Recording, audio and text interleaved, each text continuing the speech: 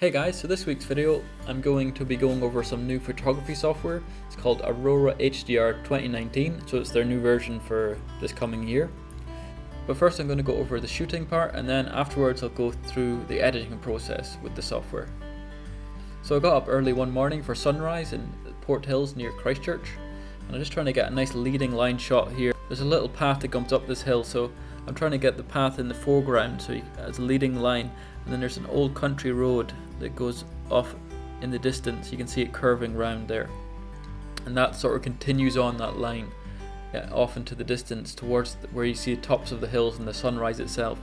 So compositionally it's a great sort of leading line type of composition. It really starts right from the beginning, the foreground of the scene, and it follows all the way through the scene towards the sunrise itself, which is more sort of the focus in the background of the image.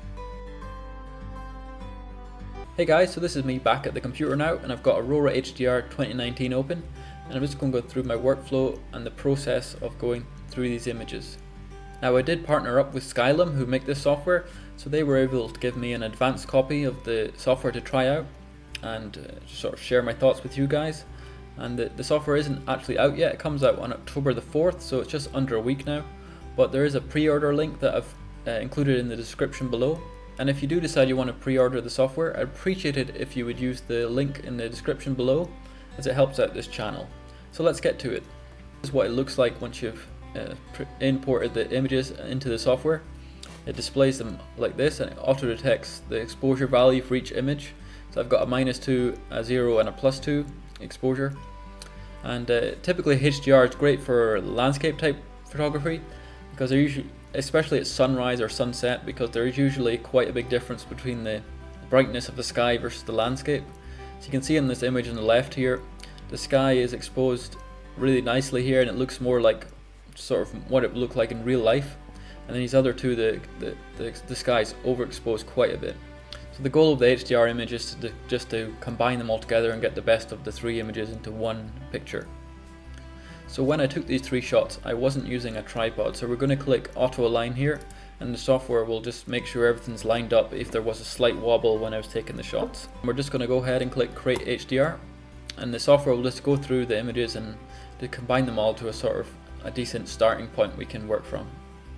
The image that the software first comes out with is sort of a good starting image to go from, and we can improve it from here. But it's a good starting point. You can see from the exposure values, so this sky here is nice and exposed.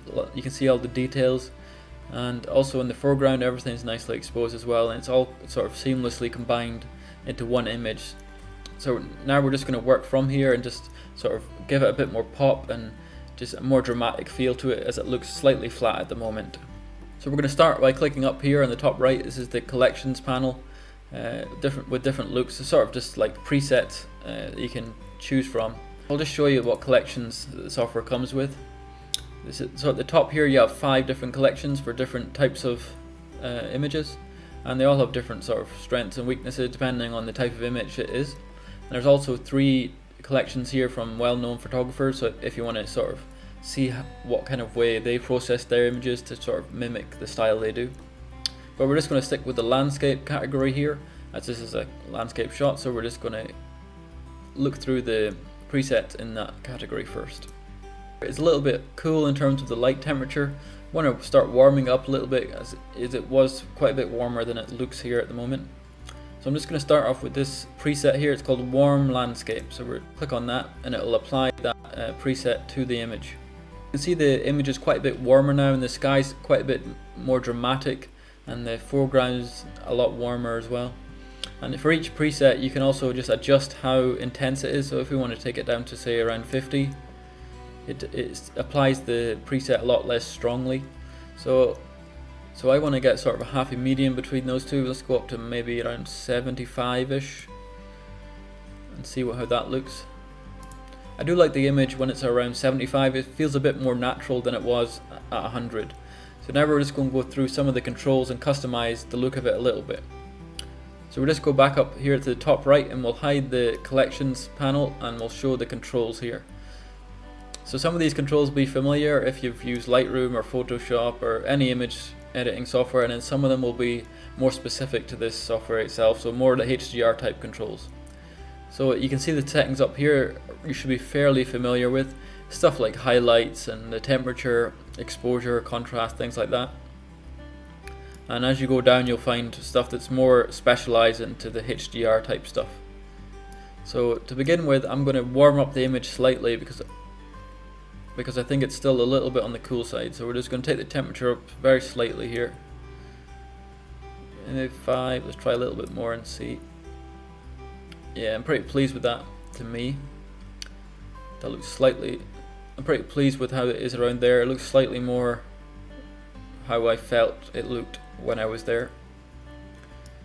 And we're going to go down. We're going to take the highlights down a little bit so you can see the sky. It looks nice, but I would prefer if it was slightly lower down on the highlights were slightly lower in the sky. So I'm just going to take that down a little bit. There we go. Let's keep on going down. I'm going to leave the saturation and vibrance alone. I'm pretty pleased with that. This is some of the HDR settings here.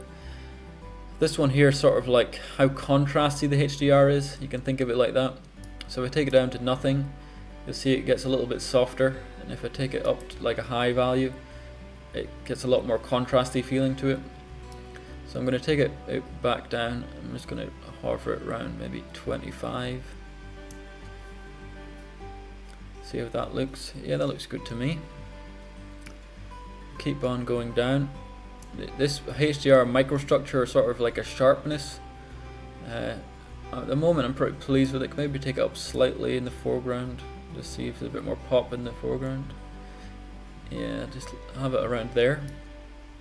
This is for denoising the image. So at the moment I'm pretty pleased with the noise value of everything here.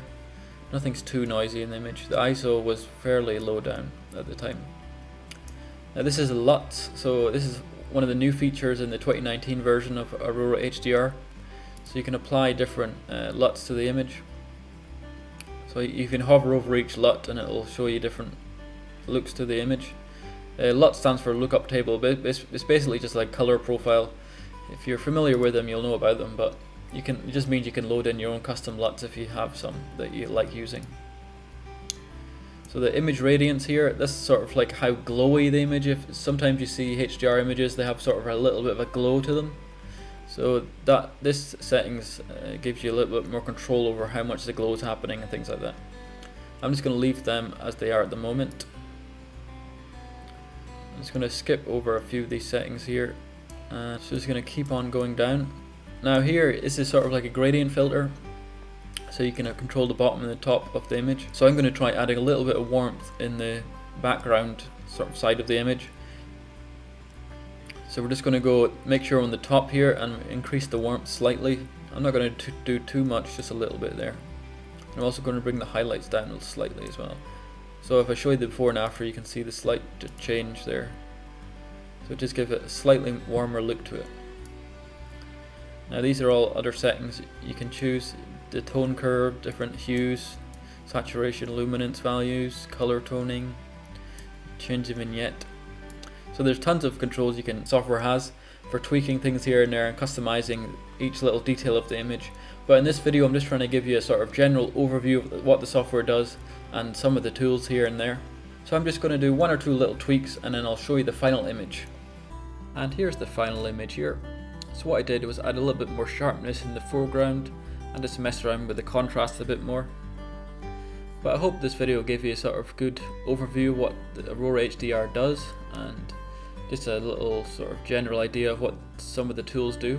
And also on their website you can sort of dig in a bit more into more of the details about what certain tools do. The main benefit I see from using this software is it speeds up my post-processing workflow quite a bit. Normally I would use Lightroom with a mixture of one or two plugins, but with using Aurora HDR I can sort of use everything in the one tool and don't have to hop around for adjusting certain aspects of the image. But I hope you liked this week's video guys, and I appreciate it if you liked the video and subscribe to the channel if you're not already. Thanks!